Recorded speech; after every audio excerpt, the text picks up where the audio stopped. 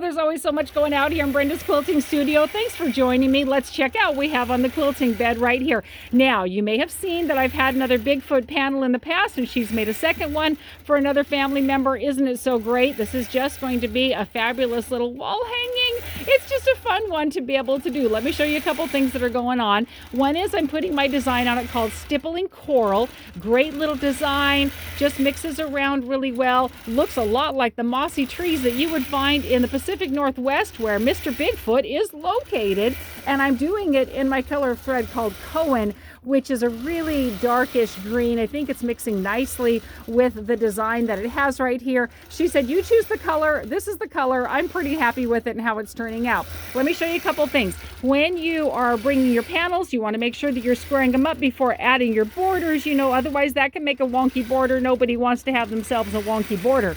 Two, when you are adding borders to your quilts, if you have to splice them, I always suggest doing it at an angle. And you know, if you have a design on it similar to this one, it's always great to consider doing it at an angle. But even something as solid as this black right here, when you do it at the angle, the chances are the eye is going to move much more smoothly than if you have a big old straight cut right there. Now, I've pointed out before, you can see the difference. See how obvious that one is? This is not a negative because the line is right here. So artistically, your eye follows that. It's not a problem at all.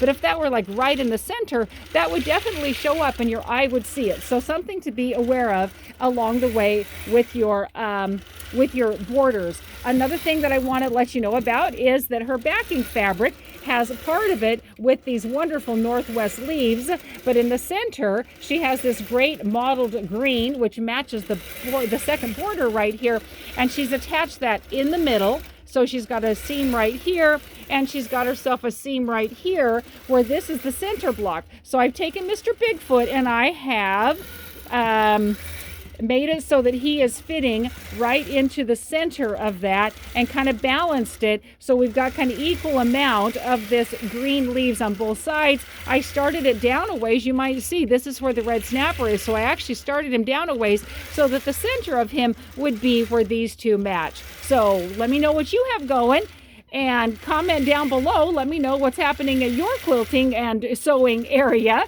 and let's chat about it a little bit. If you want more information, go to Facebook page Brenda's Quilting Studio. You'll see pictures of this one and many other quilts that I post as well. Have a wonderful, colorful, quilty day.